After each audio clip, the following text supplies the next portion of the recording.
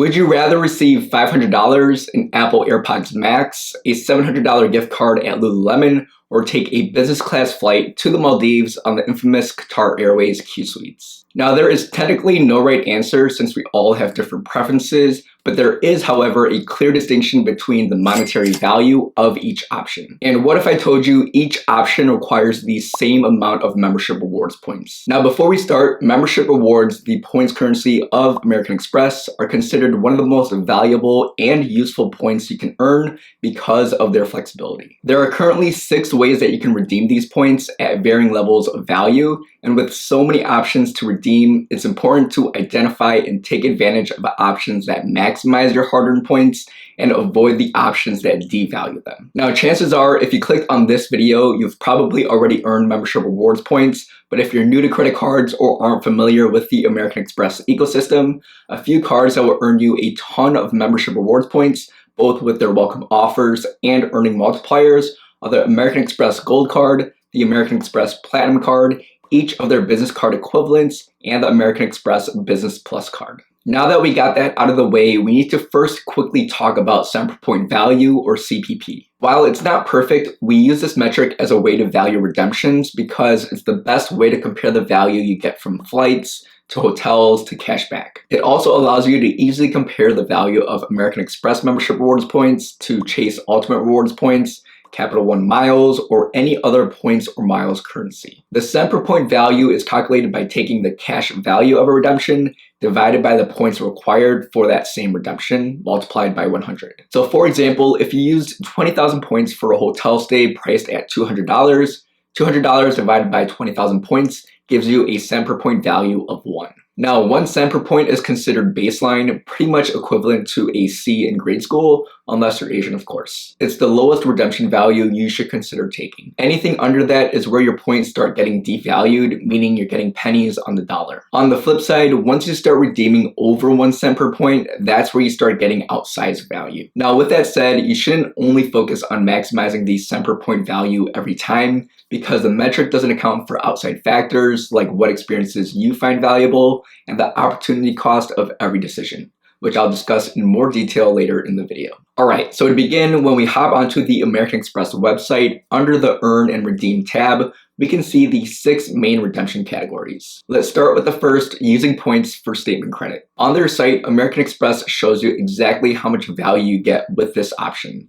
10,000 points equals $60. If we put this into our cent per point calculation, the $60 cash value divided by the 10,000 points used gets us a 0.6 cent per point value. Objectively, this is really bad value for your points, as this is far below the 1 cent per point baseline, so I wouldn't recommend anyone to redeem their points using this option. Moving on to the second redemption, we have using points to cover your card charges. I'll admit the idea sounds tempting, wiping out certain charges on your statement balance, like groceries, or better yet, shopping with your points. However, if you look into the value of this redemption, you can see here that I can cover this $20 Chicago parking meter charge using 3,333 points. Putting this into our cent per point calculation, this gives us the same pitiful 0.6 cents per point, which is just terrible. Some other credit card issuers, like Chase for example, offer 1 cent per point value for this redemption option, but if you watch my How to Redeem Chase Points video, you would know that even then, I still wouldn't recommend people to use their points to erase credit card charges. And so, considering American Express offers just 0.6 cents per point for this redemption, I think this is also one of the worst ways to redeem your points. Now, the third way to redeem is to pay with points at checkout, which allows you to use your membership rewards points to pay for things at various brands, including Amazon, Best Buy, Grubhub, PayPal, and more. To do so, you link your membership rewards account with a specific online merchant, where you will then be given the option to pay with points at checkout. Here is a full list of participating brands. Now, as you can see, 10,000 membership rewards points will typically get you $70 in value, or 0.7 cents per point, which is still getting you pennies on the dollar, and so it really isn't even worth discussing any further. The fourth redemption option is using points to redeem free gift cards. Currently, American Express has 92 different branded gift cards to choose from that range anywhere from 0.5 cents per point to 1 cent per point. So for example, if you have this starter pack and you need an iced pumpkin spice latte to start your mornings, you can use 1,428 points for a $10 Starbucks gift card, giving you a sample point value of 0.7. On the higher end, if you desperately need to upgrade your workout fits, you can use 2,941 points to get a $25 gift card to Lululemon, giving you a slightly elevated 0.85 cent per point value. Now, $25 at Lululemon might get you half of a pant leg if the item happens to be on sale, but that's besides the point. Alright, I don't know why I'm taking shots at Lululemon when it's literally half my wardrobe, but in all seriousness, when it comes to membership rewards points, redeeming them for gift cards for less than 1 cent per point is incredibly low value and should be avoided like the plague. Now, the fifth redemption option is using points to redeem for travel through the Amex portal. Starting with booking for hotel stays, car rentals, and cruises on the portal, you will typically see redemption values of 0.7 cents per point. For example, if I just quickly browse on the Amex portal for the Ritz-Carlton here in Chicago, you can see that I get the 0.7 cents per point. Now, if you have the Amex Platinum and you book through the Fine Resorts and Hotels collection, you can often find hotels at a slightly elevated 1 cent per point. Now, when it comes to flights, you typically get a flat 1 cent per point redemption. For example, if we look at this $582 flight from Chicago to Honolulu at the end of March, you could use 58,170 points, giving you that 1 cent per point value. So overall, if you plan on booking travel through the Amex portal, you'll typically get better value booking flights over booking hotels or other travel unless you have the Amex Platinum. However, before you go ahead and book that flight from Chicago to Hawaii on the Amex portal, we need to get into the last redemption option, which is transferring points out to travel partners to book travel. Amex currently has 21 travel partners, 18 airlines, and 3 hotels that allow you to transfer your Amex membership rewards points to miles or points of a loyalty program. Most travel partners have a 1-to-1 transfer ratio, but there are a few that transfer at slightly different ratios, as you can see here. With that said, transferring to Amex's airline partners typically gets you better value than transferring to their hotel partners. This is because in many cases, the cash price and the miles price of a ticket aren't linked, so you're more likely to get exponentially increased value from your points by transferring them to airline partners and booking an award ticket. Now, with the 18 Amex airline transfer partners, you have access to award flights with members of all 3 major airline alliances, Oneworld, Star Alliance, and SkyTeam. Alright, so in order to provide an apples to apples comparison, let's go back to that one-way flight from Chicago to Hawaii. On the Amex portal, we saw that it would cost 58,170 points to book a one-way nonstop flight. Now, this flight is operated by United Airlines, and you may recall United is not a direct transfer partner with American Express. However, United is a part of Star Alliance, as is Singapore Airlines, and luckily for us, Singapore Airlines is a transfer partner with Amex. This means that depending on award availability, you can book some United flights using Singapore KrisFlyer miles. When I look at award availability for the same flight on the Singapore Airlines website, you can see that I can book the same $582 flight for just 19,500 KrisFlyer miles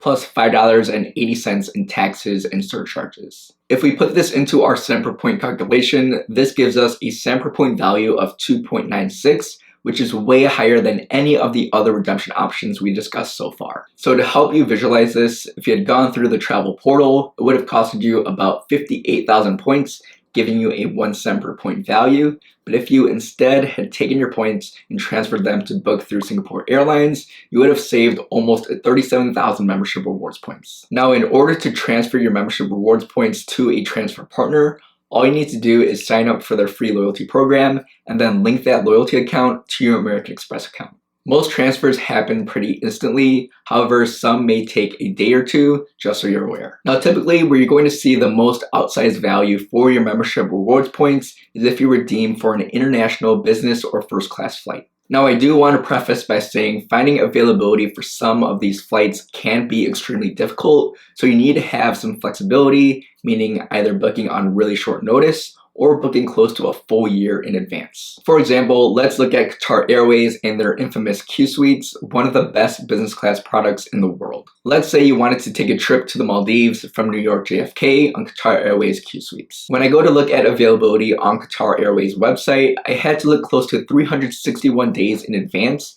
because of how quickly these limited available award flights get booked. So here on February 21st, 2026, you can see that there is availability to book this flight for 85,000 Avios, the points currency of Qatar Airways Privilege Club. Keep in mind that there are still cash fees charged on these flights that typically range from $200 to north of $300 if you're making a connection, which we are in this example. Now, if we click USD here, we will see that the cash price for the same flight is $6,986. So if we put that into our cent per point calculation, assuming $300 in taxes and other fees that we'd have to pay in cash, we get a cent per point value of 7.9. But even better, right now, American Express is currently offering a 20% transfer bonus to Qatar Airways, meaning instead of the standard 1-to-1 transfer ratio, for a limited time, 1,000 membership rewards points are now equal to 1,200 Avios. This means that instead of having to transfer 85,000 membership rewards points to book the Q Suite flight,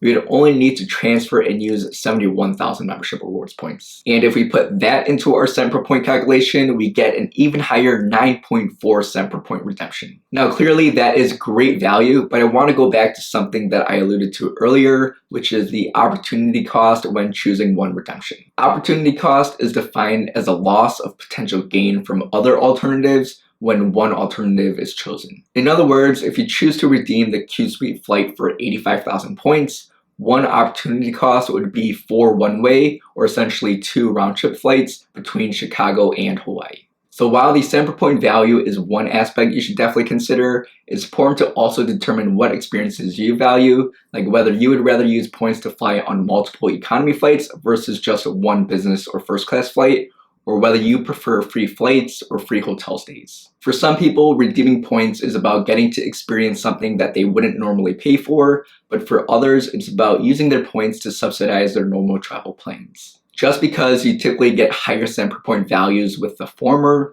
doesn't mean it's necessarily the right way to redeem for everyone. Now, with all that said, there are just a few additional things to keep in mind when it comes to transfer partners. The first is that if you are planning to transfer points, make sure you know exactly how you're going to use them, because once you transfer your membership rewards points to a travel partner, those points cannot be transferred back to American Express. Also, while your membership rewards points don't expire, as long as you keep at least one card that earns membership rewards open, the points currency of a transfer partner can expire. Second, specifically with American Express, if you transfer to a US-based frequent flyer program, there will be an excise tax added that you can either pay with cash or points. So this will apply to Delta Sky Miles, Hawaiian Miles, and JetBlue TrueBlue. The cost is 60 cents or 120 points for every 1,000 points you transfer, up to a maximum of $99 or 19,800 points. Now, a good workaround to this is to transfer your points to non-US airlines where they don't charge this tax, and in many cases, you can still book US domestic flights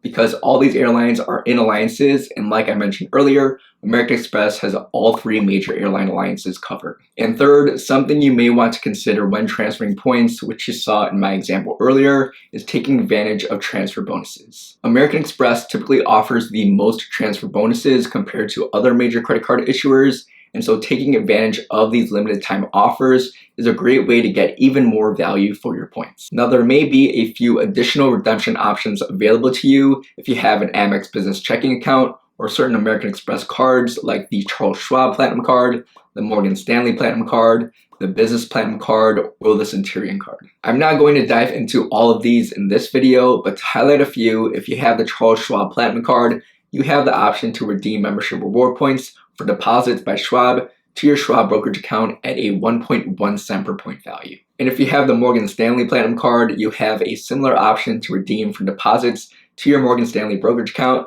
but at a slightly lower value of just 1 cent per point. If you have either of these cards, this redemption option, which American Express calls Invest with Rewards, may be an option to consider if you're Team Cashback. Now, with all that said, in order to redeem membership rewards points, you need to first earn those points, whether that be through high sign-up bonuses or great reward multipliers. And so be sure to click this video here to learn about one of American Express's most popular credit cards, the American Express Gold Card, or click here to find the 10 best travel credit cards. Now that's all for this video. As always, thank you all for watching, and I'll see you in the next one.